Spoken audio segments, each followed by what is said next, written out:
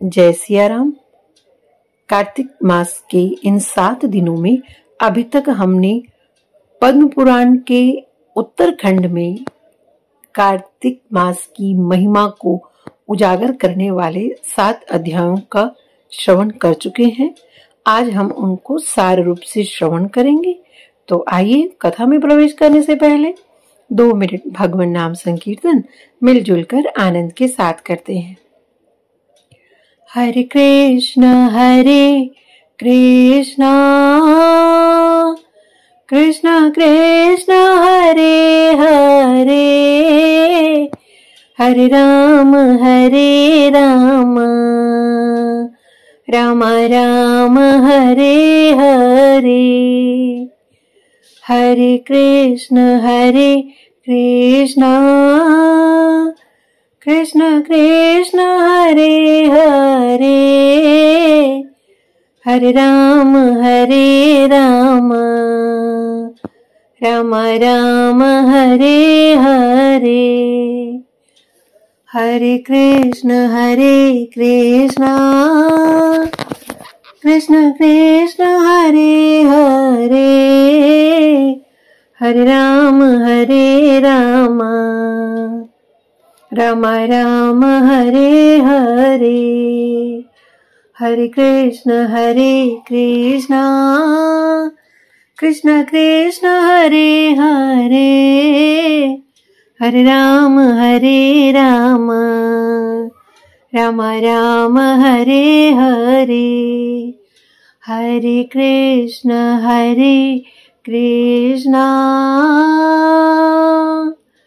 कृष्ण कृष्ण हरे हरे, हरे राम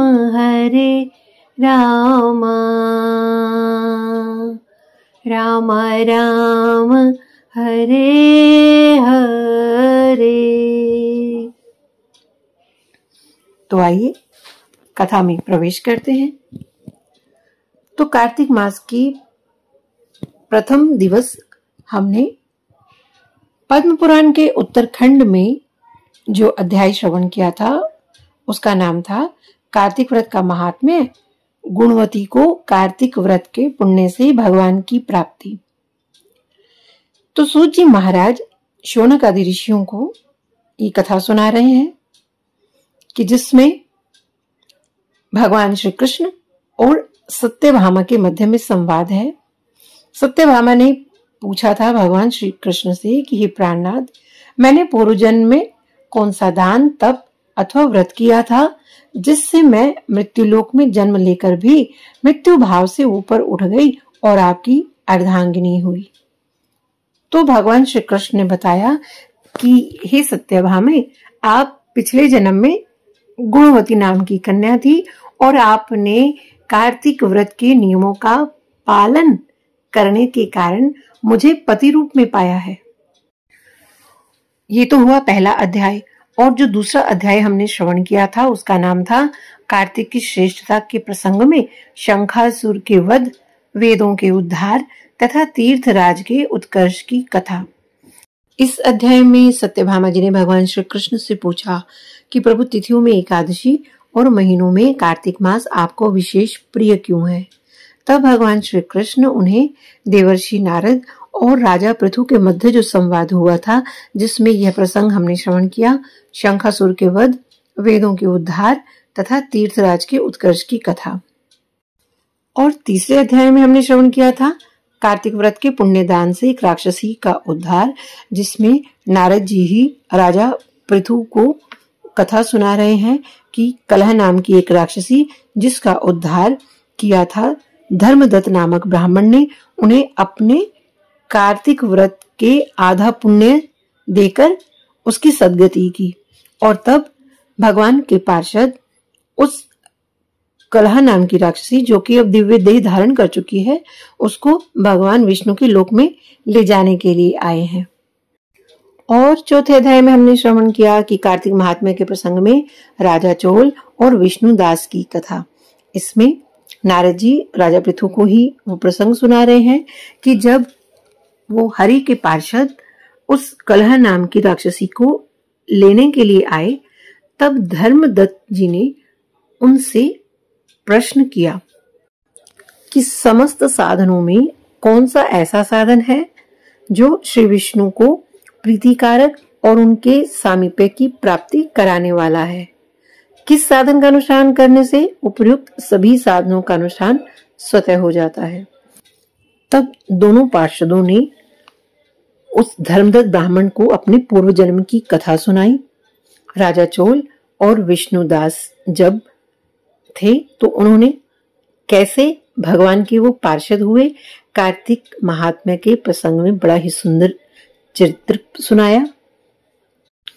कार्तिक व्रत का पालन करके राजा चौल जो है वो शील नामक भगवान के पार्षद बने और विष्णुदास जी वो सुशील नाम के भगवान के पार्षद बन गए। और 5वें अध्याय में हमने श्रवण किया कि पुण्यात्माओं के संसर्ग से पुण्य की प्राप्ति के प्रसंग में धनेश्वर ब्राह्मण की कथा। इस अध्याय में हमने श्रवण किया कि सत्यभामा जी भगवान श्री कृष्ण से कहती हैं, कलहा ने अपने जीवन में कोई अच्छा कर्म नहीं किया था, वो तो अपने पति से भी विद्रोह करती थी और सत्कर्म तो दूर की बात है, लेकिन फिर भी उसकी सद्गति हुई क्योंकि धर्मदत्त ब्राह्मण ने उसे अपने कार्तिक व्रत के आधा पुण्य उसको दे दिया था। तो ऐसा कार्तिक मास का प्रभाव है। तो सत्यभामा जी भगवान श्री कृष्ण से पूछती हैं कि प्रभु कि जो दूसरे का किया हुआ पुण्य है वह उसके देने से तो मिल जाता है, किंतु बिना दिया हुआ पुण्य मनुष्य किस मार्ग से पा सकता है। तब भगवान श्री कृष्ण सत्यभामा जी को धनेश्वर ब्राह्मण की कथा सुनाते हैं कि कैसे वो धनेश्वर ब्राह्मण पाप कर्म करने वाला जो कार्तिक व्रत के नियमों का पालन कर रहे थे, उनका दर्शन करने से, उनसे वार्तालाप करने से और उन कार्तिक मास के व्रत के नियमों का पालन करने वाले लोगों के मुख से भगवान विष्णु का नाम सुनने मात्र से उसे मरने के बाद नरक नहीं भोगना पड़ा, केवल नरकों का दर्शन किया।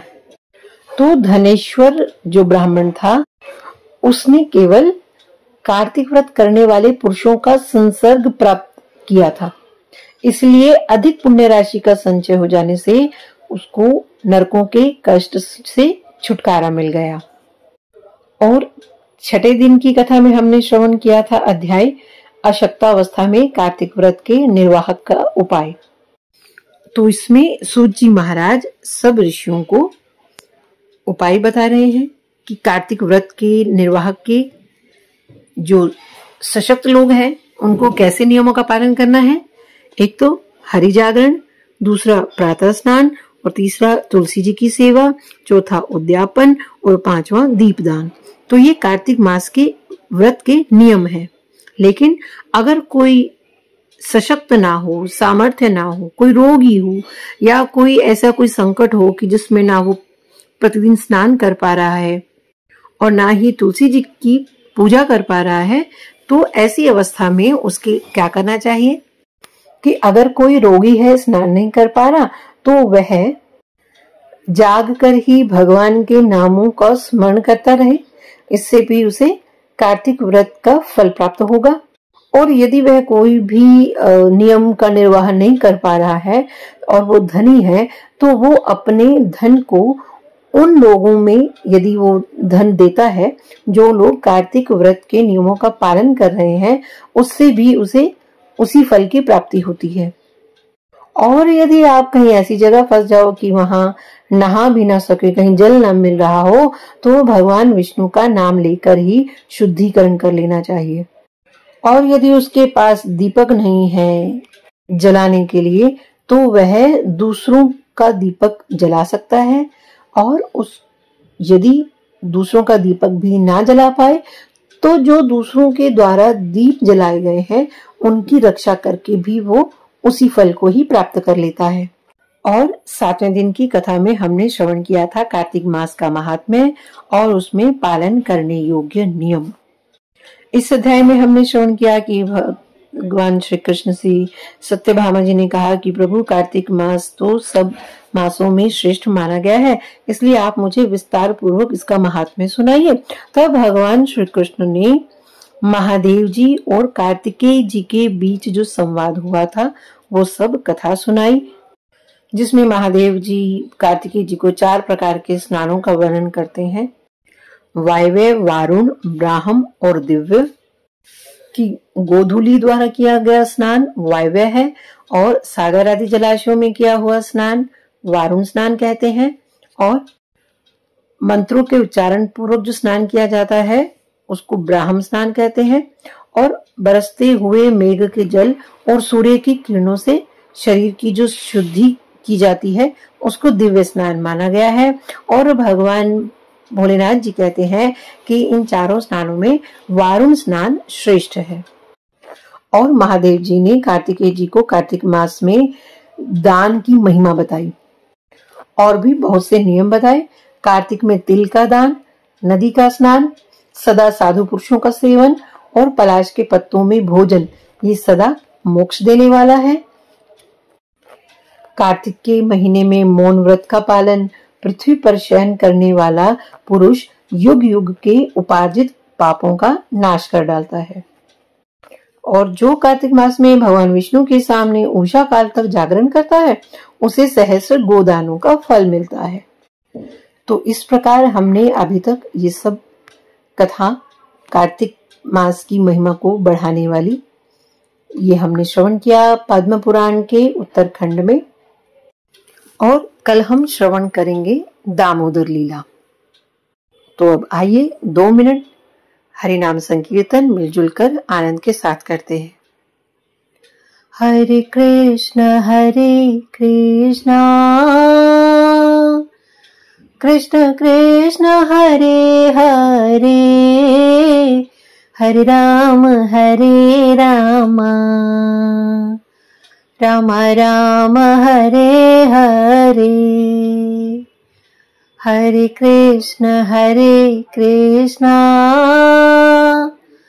कृष्ण कृष्ण हरे हरे, हरे राम राम राम हरे हरे। हरे कृष्ण कृष्ण कृष्ण हरे हरे, हरे राम राम राम हरे हरे। हरे कृष्ण कृष्ण कृष्ण हरे हरे, हरे राम राम राम हरे हरे। हरे कृष्ण कृष्ण कृष्ण हरे हरे, हरे राम राम राम हरे हरे।